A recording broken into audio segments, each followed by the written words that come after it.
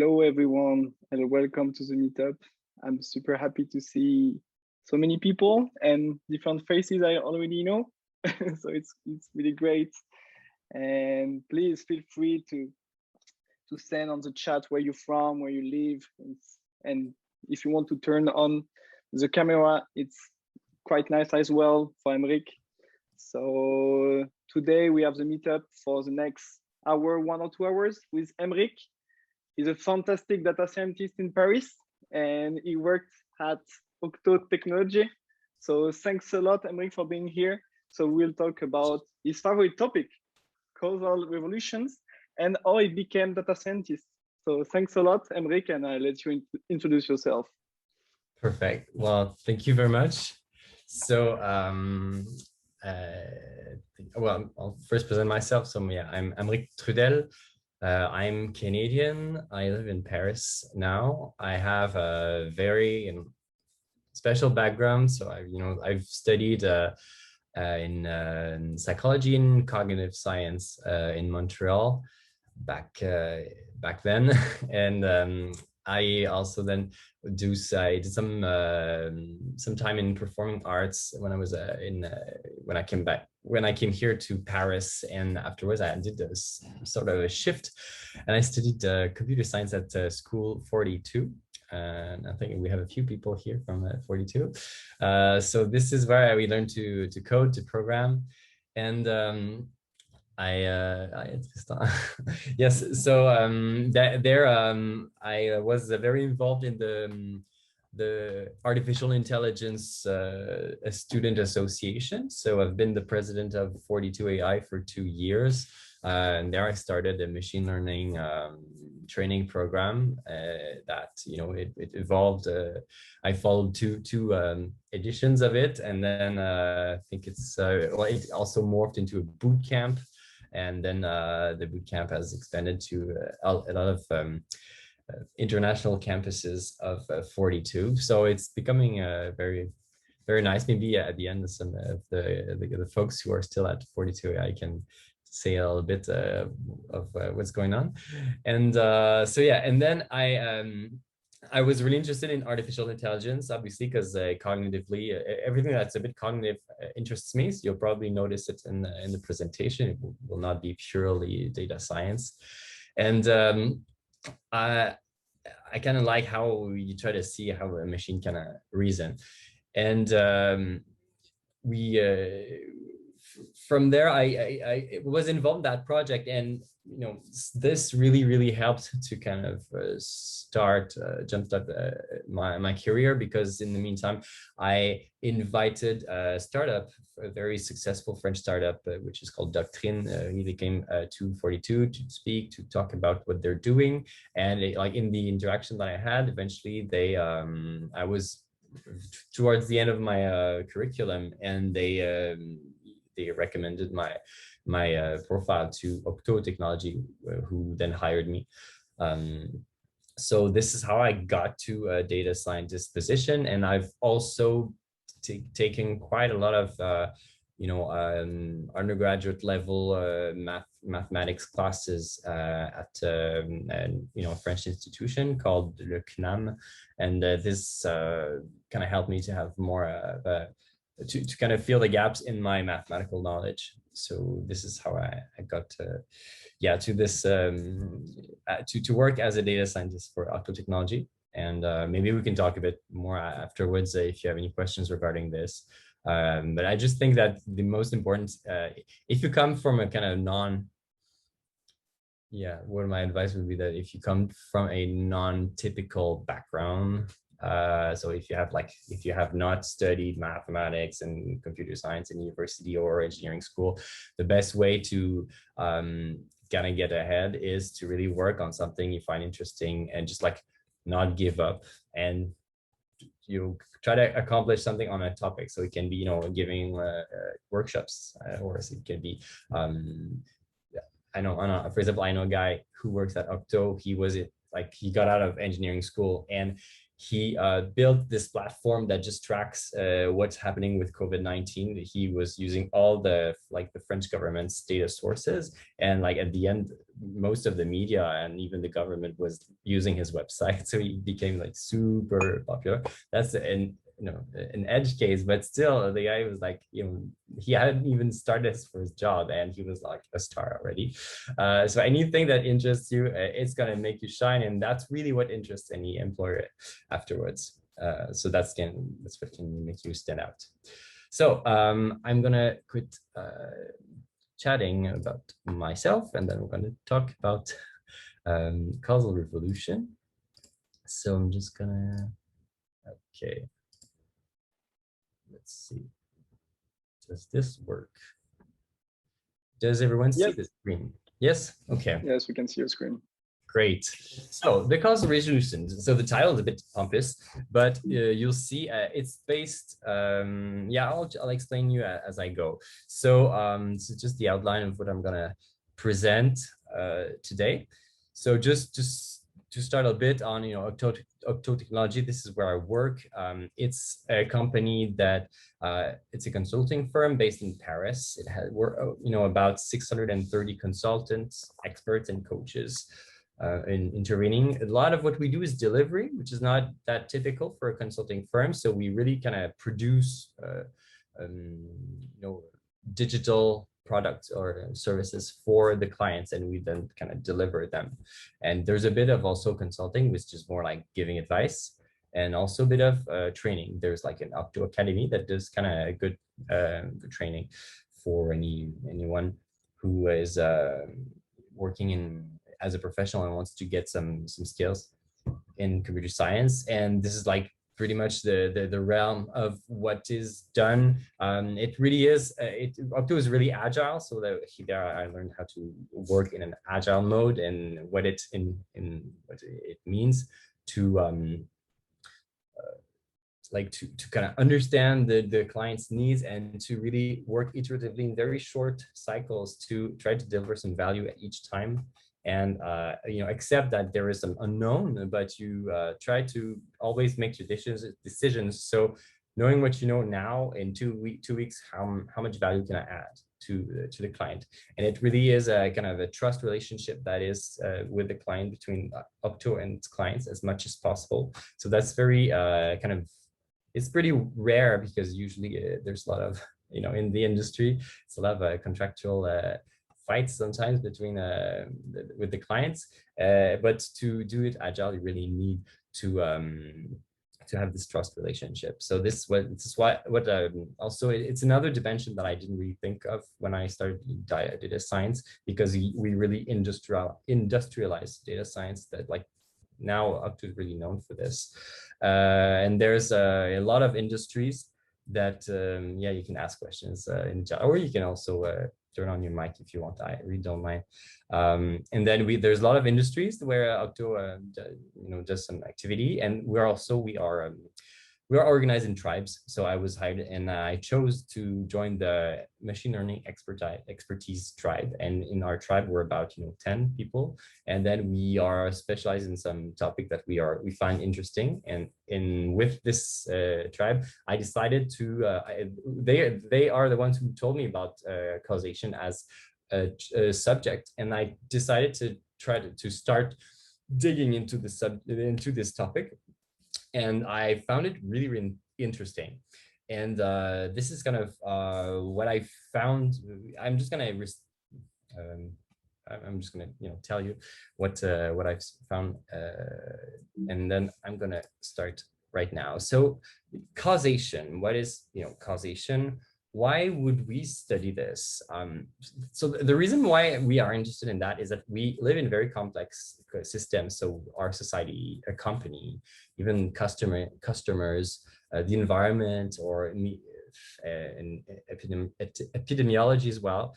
Those are all systems where it's very necessary to understand what's going on, especially if you want to design any intervention. So as long as you want to know how to intervene to cause the effect that you are looking for, you need to understand what's going on. And it can get very complicated if there's a lot of interactions between different factors. So that's what you do, but you kind of need to do it. For example, if you want to decide on a new policy or new regulation, it is necessary to sort of understand what you're doing and find efficient interventions. And this is why I can often, when you do social science, for example, if you try to design an intervention to like reduce aggressivity in teenagers, very often you don't have the effect you were looking for, and often you even have the opposite. And this is often because you don't have your causal links correct. And a lot of researchers are digging into that. So all this topic of causation is very, very, very, at the moment, it's used a lot in research, and especially in medical research. And my interest is to kind of to see if it's to what extent it's possible to like pull it a bit more towards what we do for clients at OCTO. So I'm going to go back to this point at the end of the presentation. And then the other thing that's really important to that people don't really realize at the moment is that like humans think causally. Like you, everything that you understand about your world is like something causes another thing.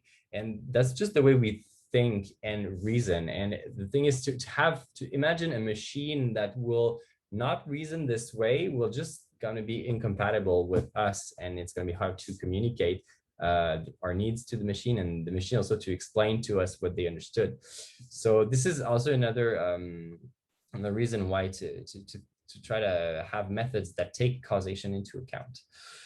So just a few examples of questions that would entail causation. So if you're wondering why are some neighborhoods poorer than others, like, you know, what causes poverty in a neighborhood? The thing is, you cannot, people tend to just like throw machine learning algorithms and like, we're going to predict poverty based on like a bunch of variables. And then you end up with an algorithm that gives you the postal code as one of the best predictors. But the thing is, the postal code doesn't cause poverty, but it's just that people who are poorer tends to live in the same neighborhood, and those who are really rich also in the same neighborhood. So in the end, you get this predictor, but it's not a cause. And the thing is, us human, we are not really interested in like predictors. We really think causally. And then this is why a lot of times like people are talking about biases in algorithms, because algorithms, like they use variables that we're not supposed to. But I mean, maybe a case that we'll make in this presentation is that often we're kind of using prediction algorithms that are not meant to explain the cause of a phenomenon. So what is, for example, what is the new tax regulation? No. Was it the new tax regulation or our advertising campaign that made the sales go up? That's another question you may wonder, and that's really is a causation question. Or like, you know, what's the efficacy of the AstraZeneca vaccine against the coronavirus? Another that's very you know, a typical case of what we would do in a trial. And also, for example, another that's the fourth is kind of interesting, because should the European Medicines Agency approve the Sputnik 5 vaccine? This one is they need to know what to do, and they need to make an informed decision. So you even more want to really understand what's going on. And another one is if I'm about to switch careers and become a data scientist, should I? And that's an even more interesting questions, because it's not just find the effect or something. It's like you need to imagine a situation where you would be a data scientist. One situation where you would keep your job, and another situation where you would become a data scientist and quit your job. And you need to compare those two hypothetical situations. And it requires a level of projection that at the moment only humans are able to do. And this is like a very high level of abstract and causal reasoning. And I'm also going to come back to this at the end of the presentation. Judea Pearl is like, that's the researcher I've really focused on when I researched this subject. So he has a great book, which is called The Book of Why. And it's very kind of, it's written like in prose. It's more like a general public book, so it's very accessible, but also very interesting, I found. And he really explains all the basic concepts of causal inference. And this is in this book that he talks about the revolution of causation. Sorry, the Causal Revolution, yes. So I encourage you to read this book if you're interested in know more. And you can also use this one, causal inference in statistics, for a little more deep dive into the equations and the methods. This one looks more like a university textbook, but still not too hard to read. And there's also a series of Medium posts that are like associated with this book, so you can help to follow the book. So if you're interested, also you can try to look on those resources. Before I just continue, is there anyone who has any questions? Okay. Well, I haven't gone into the details yet. So, okay, well, let's start then. So how do we find cause and its effect? So, yeah, I'm going to try to ask if, an open question, so you can just turn on your mic if you have an answer to give to this question. It's just like, if we let's say a pharmaceutical company develops a new drug, and they want to prove that the drug has an effect on a disease. Like, so the drug is effective at curing the disease. How do you, what kind of experiment do you do to prove that? Does anyone know, or has anyone heard about what they do in the pharmaceutical? So generally, you'll want to set up a all things being equal experiment, where oftentimes it's very hard to do. You need twins to get as close as we can in medical research. But you'll want to have one person take the drug and have the disease and not get healed from the disease by the drug, and the other person to take the drug and be healed. And ideally, you would want people to act like a chemical experiment, but people are a lot more complex as systems. So generally, you can't do that. Instead, you're going to make population analysis and cross with lots of genetic and phenotypical data, and try to figure out what factors have affected each system in which you injected the drug, and how these systems differ from the systems in which you didn't inject the drug, and try to draw up some statistics of whether the drug was effective on one population and not the other, and if that actually was the drug that had the effect.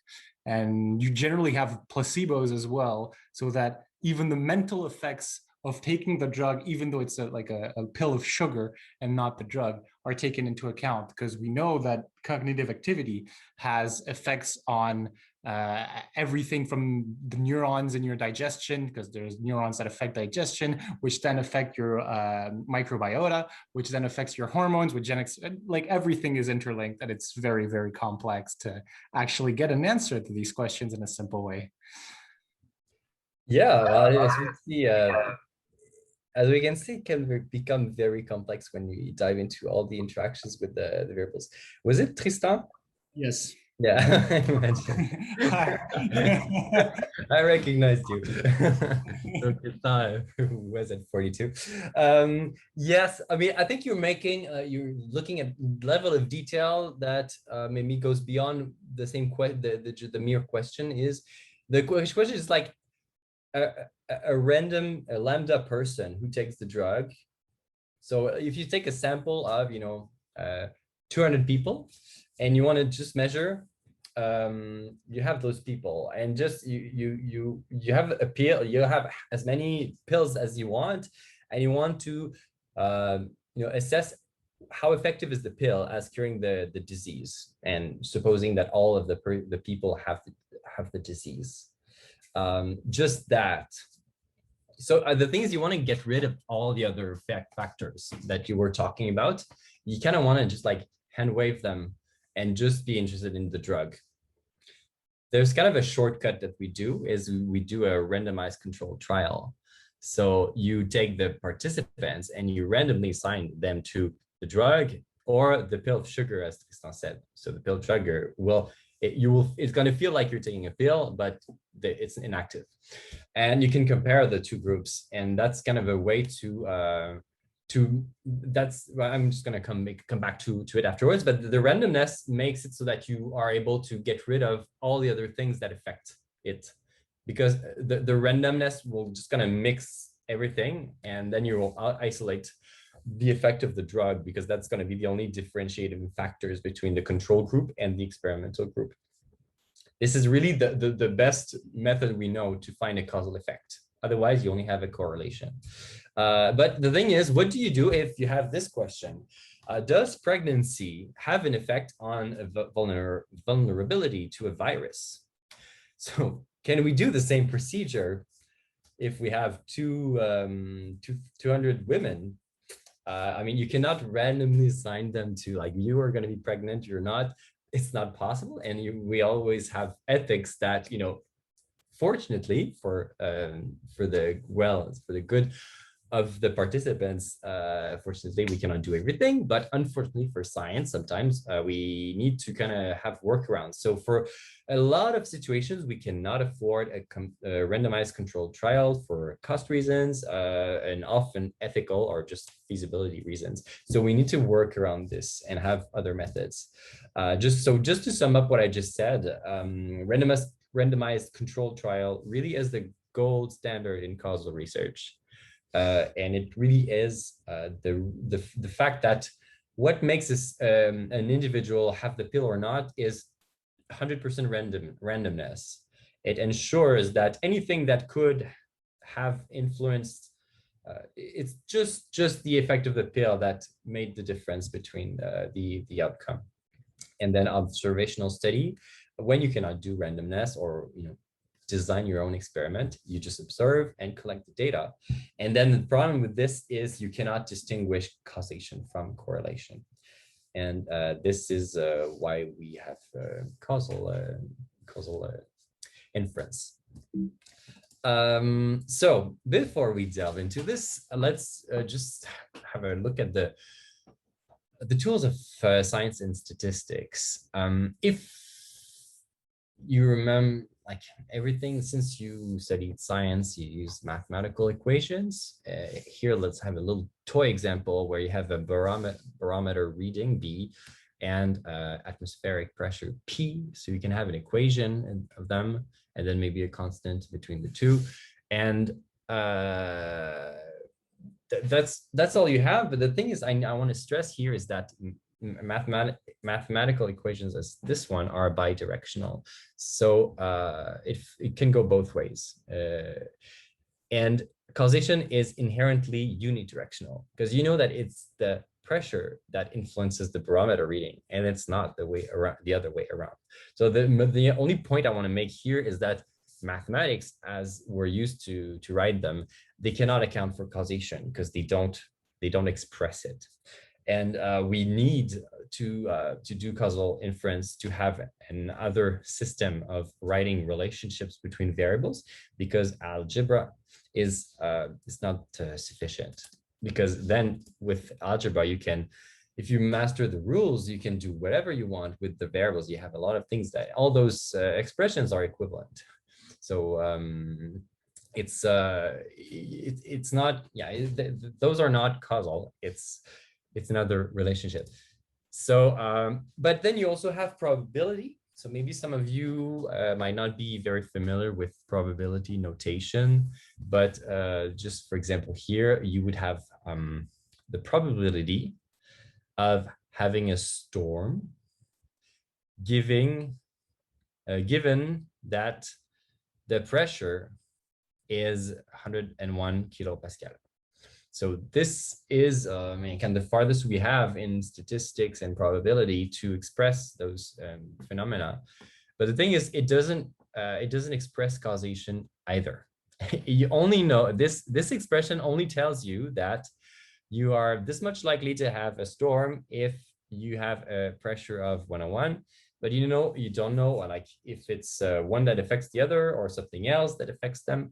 So even probability notation is very naive in terms of causality, and this which leads to a very very common saying in statistics, which is correlation is not, like correlation doesn't imply causation.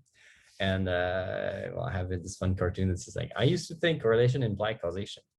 Then I took a statistics class. Now I don't. Sounds like the class helped. Well, maybe. And it's kind of funny because when you take like statistics, the first thing you learn is that, well, don't expect the data to give you so much information. It doesn't. And there's not much that statistics give you to find more information actually. So so this is all kind of the narrative that Judea Pearl has in like the beginning of his book, which I find interesting. And they really have worked on a new language for that. And then just a little more on correlations. You have like spurious correlations like all the time. So this is just one example. There are a lot of them. You can find a lot of different measures, and they seem to have a very similar pattern. But like when you look at what they are really uncorrelated. Like they are unrelated, and there's nothing that really makes you think that math doctorates awarded would influence or the other way around, uranium stored at nuclear power plants. So just the mere fact of finding two variables that seems to have the same pattern is really not informative in terms of what is influencing what. And we very often have like people saying, yeah, I have stats that say that, this is like this. And oftentimes we cannot draw conclusions just on observed patterns. So how do we do that? Let's just have a look at Simpson's paradox. Has anyone heard about this paradox before?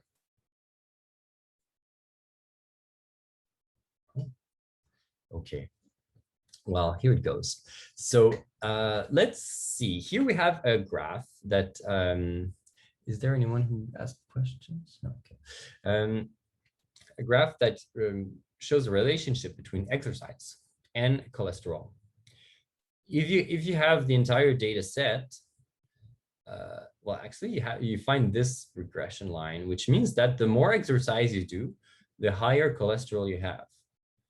And well, when you know what those variables are, you can think that it doesn't really make sense because it goes against everything that you've ever been taught, that good doing exercise is good, and now this graph suggests that it's not good. But then there's another analysis that you can do which says, well, why would you compare if people were 50 to people who are 10? Let's group people by age, and then in each subgroup, we will fit a regression line. And here you would find that the relationship is the other way around. So the more exercise you do, the less cholesterol you'd have. So we know that obviously the version on the right makes much more sense because you have common sense, and you know that you need to correct for age, and but a lot of time we don't have that much knowledge about the problem that we're using, but we really need to dig and to set our sorry. No, I want to say is that the story that you tell around this data will change the conclusion that you have, and you need to add some you need to have some background knowledge about what produced this data in order to draw to the right conclusion. So it's important actually to have as much information as possible around the information. The data itself doesn't tell you how it should be interpreted. And then an example, like just having a fictitious example again around drugs. If you want to have the recovery rate of the drug, so you have here in this example, you would have patients who, here it's not random, they're just given the choice to take a drug or not to take a drug, and they're sick. And we see, we compare the recovery rate, so how many people recover from the disease after taking it or just not taking it and waiting. And then we could have examples. So if we collect the data, we can see that 93% of men who took the drug recovered, as opposed to 87% who didn't take it. Then for women, 73% of those who took it recovered, but 69 didn't. So it seems that for both women and men, it's better to take the drug. But then what about if you combine and you just take people in general, not distinguishing between men and women, then you have 78% of the people who took the drug that recovered, and you have more people who recovered and didn't take the drug. So this is another illustration of the Simpson paradox. In other words, like you have the same effect of, if you were to really take this kind of analysis, you as a doctor, you would have to say that if you know that your patient is a man, you should prescribe the drug. If you know that the patient is a woman, you should prescribe the drug. If you don't know the sex of the patient, then you should just not prescribe the drug. And obviously we know this is why it's a paradox. It kind of violates some core understanding that we have of the problem, which means that it's impossible. And why? Well, because when we do this kind of we need to take into account some background information about the problem in order to decide which grouping is correct, either to group between sex or to combine them together. And if we know, for example, that let's suppose that here estrogen, so the feminine hormone, would like reduce the recovery rate. That would kind of lead to a conclusion that women are less likely to recover from the drug. So here, as you can see, women, they have a slightly lower recovery rate than men. And if you also take into account that maybe the women actually are more likely to take the drug. If you look carefully, you'll see that of all the women, there are 263 who took the drug, and there are only 80 who didn't take it. And the effect is reversed for men. So, I mean, the thing is, it really changes the numbers, because if you are in your combined group, well, if you just take one person at random in the combined group, they are more likely to be a woman. And also because they're women, they're also more likely to not recover. So this is what kind of introduces a bias in your combined data group. So what happens here, so we're just kind of tapping into what we call confounding. So sex, and it's influence both the fact of taking the drug or not, and also to recover from the disease when you take the drug.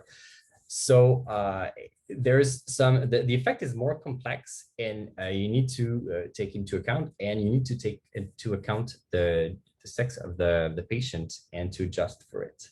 So just before I move on, I'm just gonna make sure I didn't lose anyone. Is there any questions? Or yes, rejection is in gene. Impurity is less when you combine the data. Can you just, you can say that, I don't know if it's the way I would say it. Yeah, I mean, it's one way to see it. This is not exactly a random forest, but the way that I found to like explain this is that, yes, it's just in mathematics, if you take two fractions, so how many men recovered, how many women recovered, if you find that it's higher than,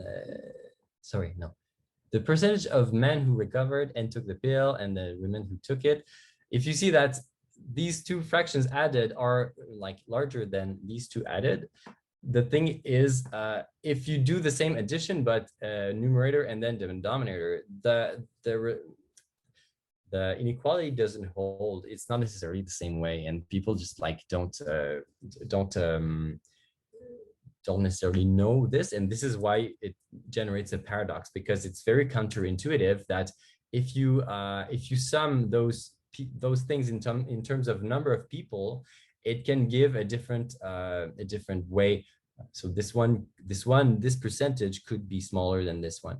So this is what happens here. But the problem remains: should we adjust or not regarding to sex? Because now we kind of know by thinking about it very carefully, but now we're going to see some very careful methods so that we can do it with the causal calculus in order to sorry, someone entered. Yeah. Okay. So in order to do this more automatically. So just to summarize, modern statistics, its objective is really to summarize data. And the thing is that the full story about the data, it's not contained in contingency tables. And when I say contingency table, I'm talking about this, for example, like how many are in each kind of category. It doesn't give you the story about the mechanism that generated the data. And so far, causation in science, causation has been handled by the scientist's intuition. So like the equations don't tell it, but we know what is caused by what. And we need new tools to manipulate these causal links more easily. So towards a causal model. In causal calculus, as proposed by Judea Pearl, he's not the only one who worked in it, but he's one of the major figures. There's a causal diagram and symbolic language. And the causal diagram is, often it takes the form of a DAG, a directional acyclic graph. So you have your variables and you have arrows, and the arrows they point in one direction. So it's, the graph is directed and it's acyclic. So there's nothing that kind of goes into a loop. And then you also have symbolic language, where you will query things that you are interested in knowing. So to the left, you express what you know. And then to the right, you express what you would like to know. And the process is the following. You need to kind of understand you need to list all the variables that are implied in your phenomenon, and you need to draw the arrows of your hypotheses of what are the causal relationships between them. You don't need to quantify them, but you need to draw the arrow between the right nodes and in the right direction.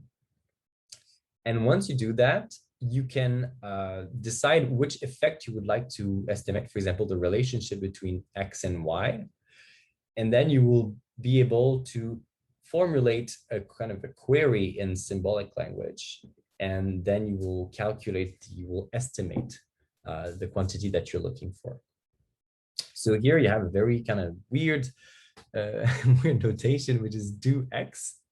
I'm just next section, I'm gonna tell you a bit more about this do calculus. So this is something that's been also invented, I think, by Judea Pearl or one of his collaborators. It basically tells apart correlation from causation.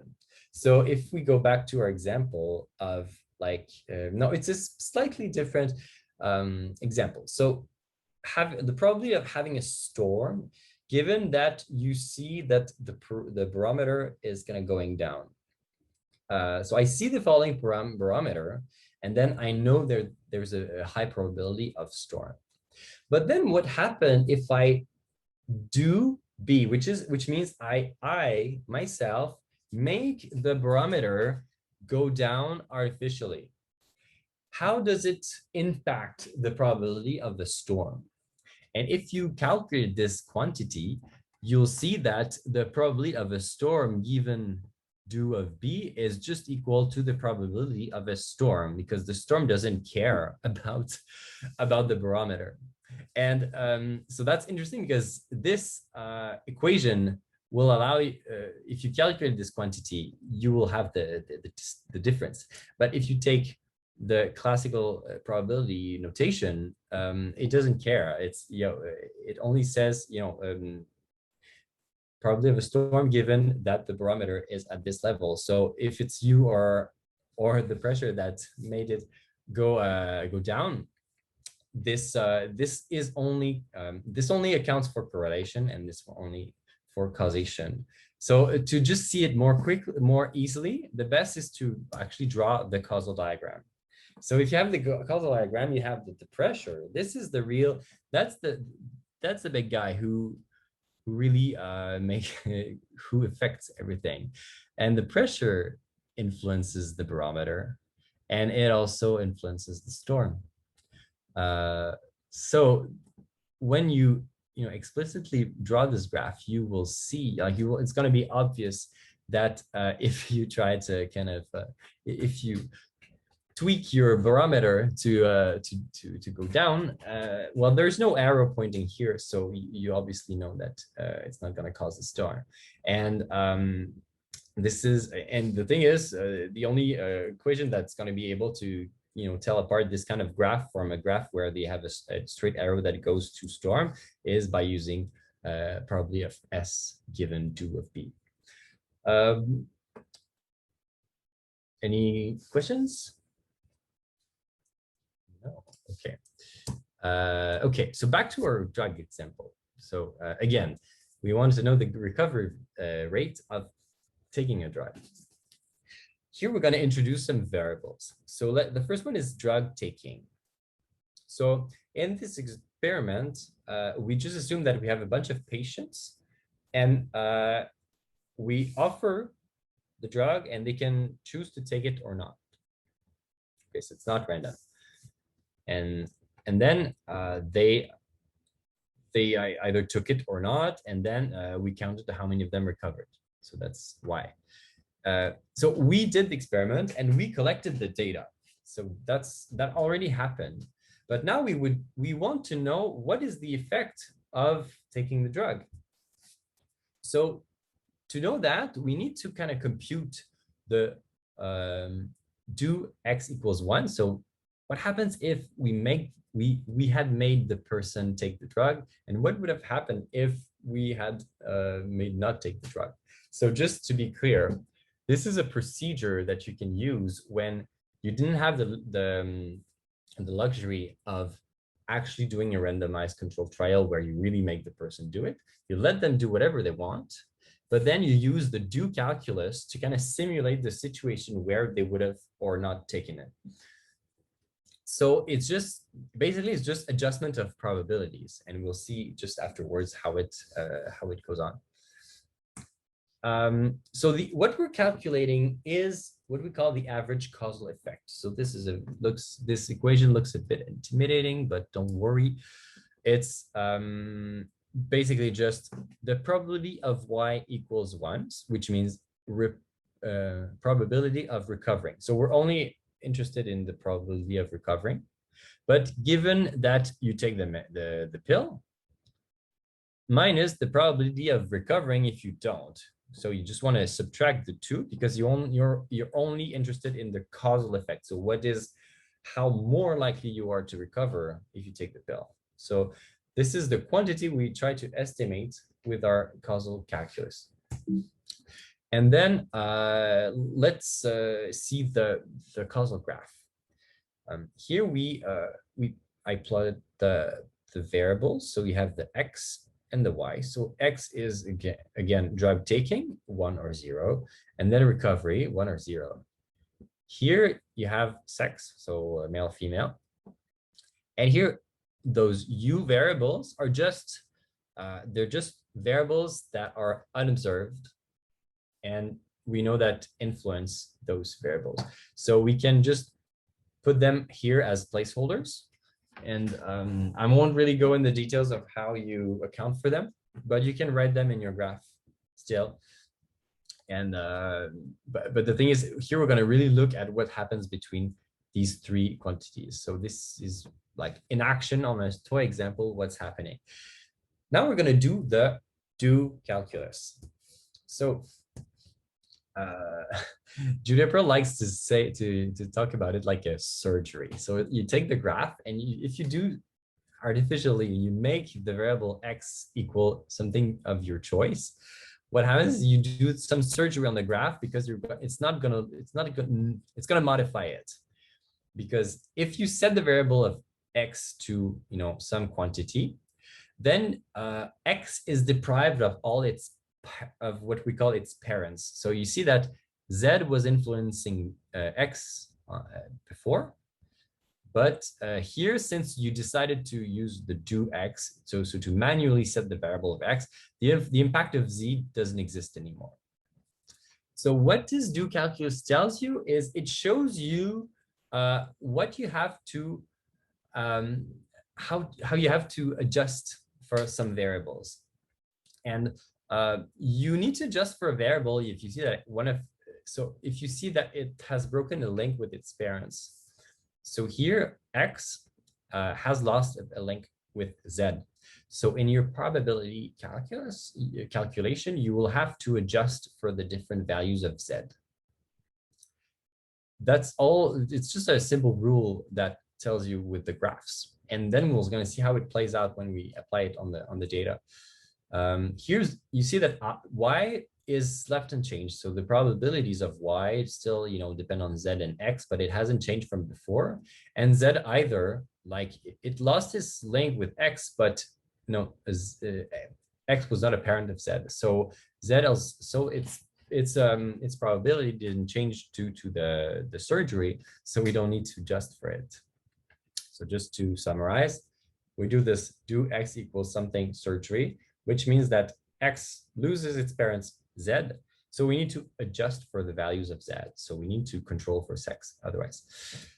And this is just the adjustment formula. So this is the more, this is the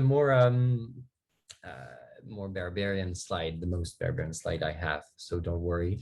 But I'm just illustrating the adjustment formula. So if you want to, let's just go back to this, predict the probability that someone recovers given that they take the medicine.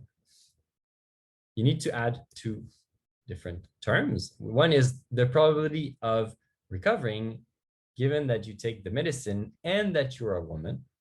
And then you also need to multiply by just the mere probability of being a woman in this sample. And then you do the same for men.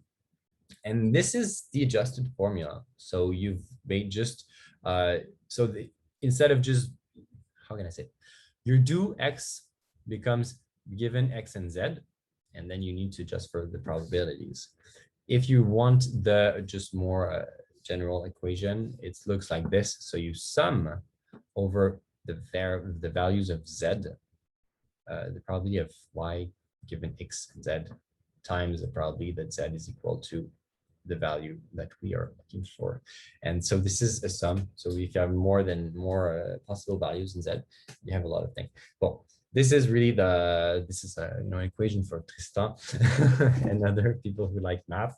But if it's not really speaking to you, it doesn't matter.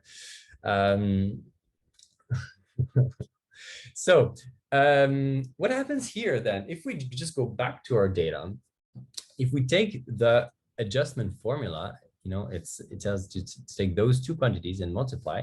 Well, actually, it's these two. So you take the probability of being a man and taking the drug. So this one is the quantity, 93%, times the probability of being a man, which is 51% in our sample. And then the same thing for women, 73%, times 49%. And you sum both, and you have here the real estimate, the causal estimate.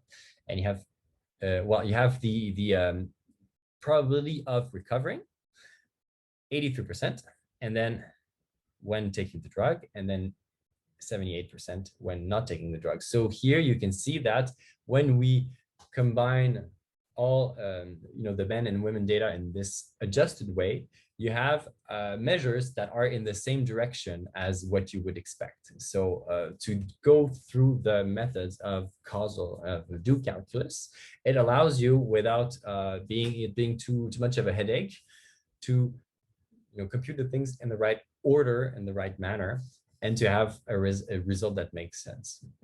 So this is just a little glimpse of what do calculus can do. But the graphs can become a lot more complex. So we won't go into those kinds of details. But if you dive more into the subjects, yeah, we can get into those things. And you see what you want to calculate as an effect, and then you do your do calculus, and then X loses its parents. It's like this, and then you see what you need to adjust for. Because the thing is, something that's interesting is you cannot just control for everything. So because actually causal calculus has some, you study the paths and you see that depending on, there are also some rules.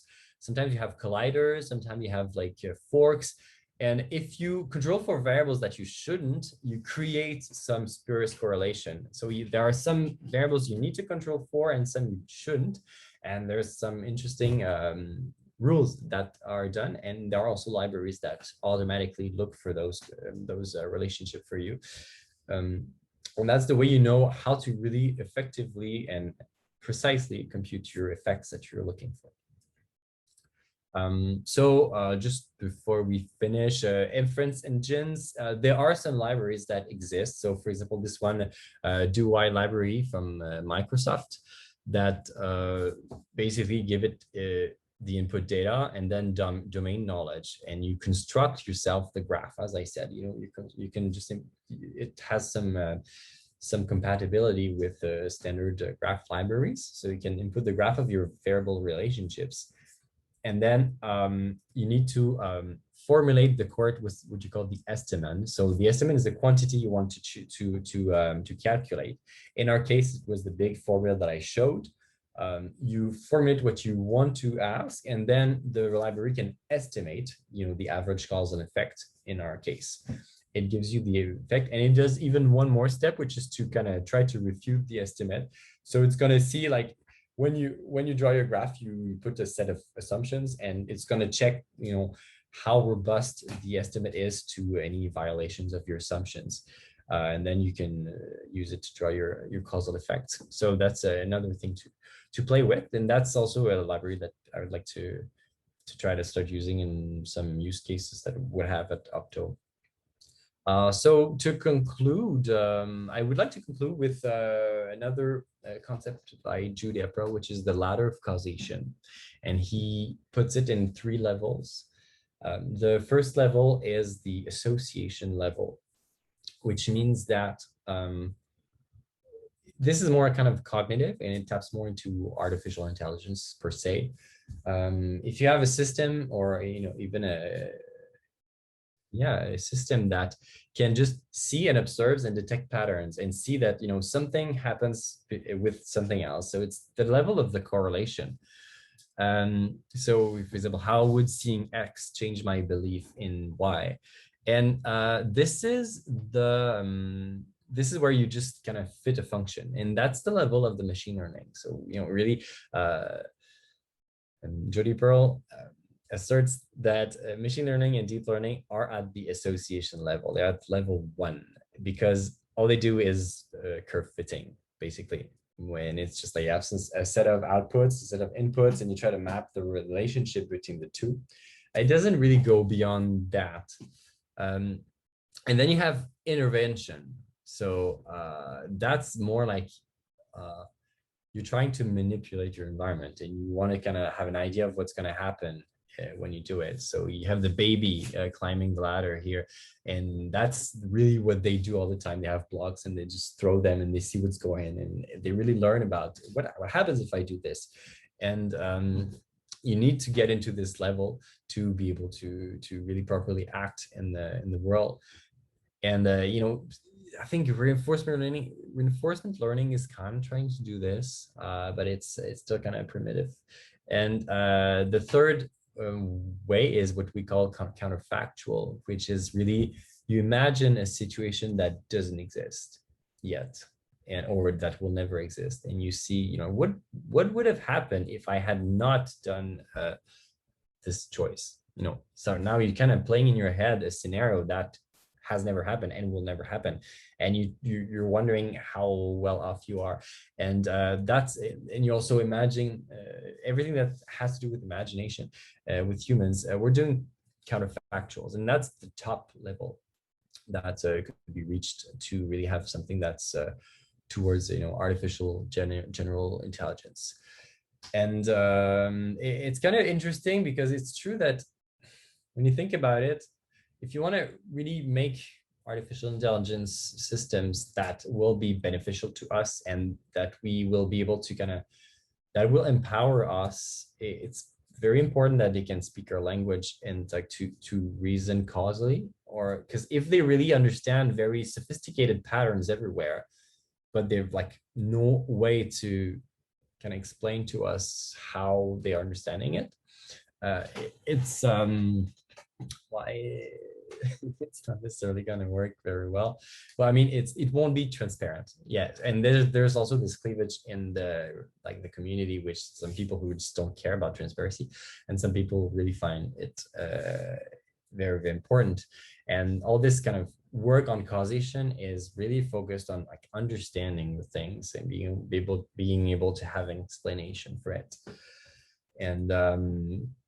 And also it's I mean, is just the last example that Judea Pearl was giving, which, for example, if you imagine you have a robot that does your vacuuming in your house, and then like one morning they wake you up because they vacuum, and then you tell the robot, you shouldn't have woken me up.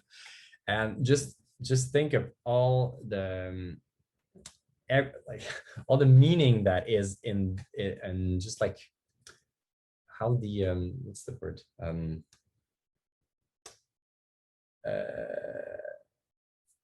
something that is not explicit. So, you know, on the implicit, all the implicit meaning of this sentence is like, why should you have done it? And the thing is, it's good if you have a system that can understand this way of saying the things without you having to explain a set of rules that if it's less than, you know, if it's before 8 o'clock, but it's also some day where I don't have anything, it gets really complicated. And because we in humans, we really communicate in ways where a lot of things are taken for granted, and you need to have to take the context into account.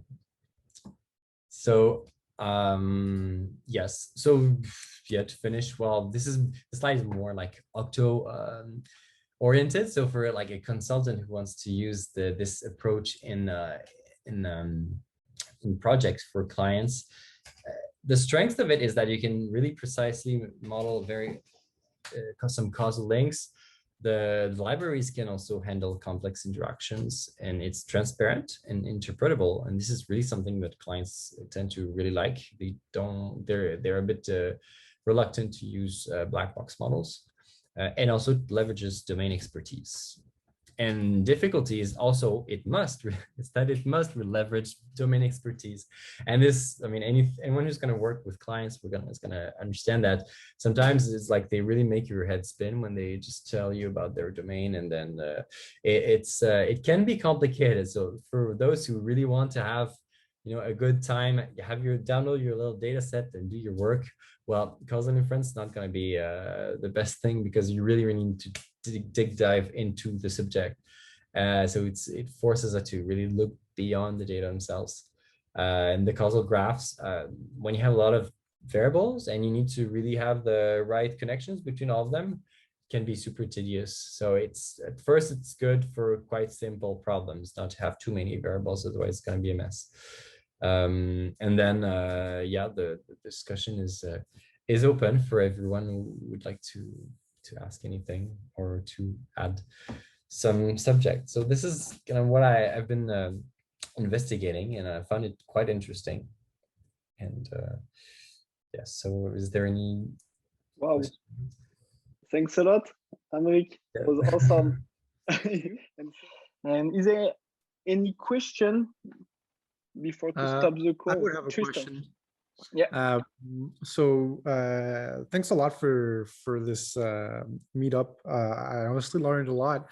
I had never heard of the causal calculus, and honestly, it's something that's very interesting because it's pretty close to the tools that we're building at my own company. Oh, yeah. What we do, long story short, is we make data nets to run agent-based modeling. And the data net is made in a way so that we can allow for secure sharing of data from different data sources. So we try to allow collaborations between people who would be very hesitant to share their data together, but where sharing their data could really help. For example, one of our clients that we're working with right now is an airport that is trying to learn how to stock airplanes from different airlines better. And so having the information from the airline's clients and the airport stocks is necessary to actually run our analytics and get to the answers that is helpful for all our clients. But yeah, the reason I mentioned the causal calculus in particular is because I'm very curious as to what's the development of research on that front. Is it just Judea Pearl and his one book, or is there a sort of movement or committees that exist internationally that study this subject? No, it is a field, like he really is a pioneer. Like he started with Bayesian networks, and then he kind of moved to even further to causation. There's a lot of people. There's also another researcher called Rubin. That's kind of those are the two main figures. But there's as I started digging more, there's a lot of people who are involved now in this research. I even saw an article by Yoshua Benjo and his folks at in Montreal, who are talking about causal ML, and so it's starting to also to come into the research, because it's intended to account for some limitations of machine learning. And also last week I attended an online conference organized by INRIA, so it's like a French research institute.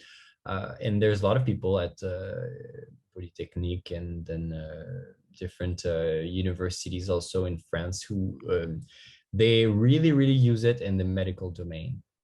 So it's I would say the fields where I hear it the most being used is number one, medical research, and also marketing. It's every time we're interested in knowing what's the effect of something on something else. And yeah, I forgot to say, but one of the field where I would like to try to use it in, for example, at OCTO we have industrial clients, like in factories, and they want to do what they call root cause analysis. So if we have like something that breaks, we want to know why. And the thing is, typically what people do is they train a random forest on it, and then they do a feature importance to see the root cause, like the variables that are accountable for it. But it's not, it's really not what it's supposed to. It's, how can I say that? It doesn't do the job. So maybe causal inference could be better. I see. Thanks. You're welcome.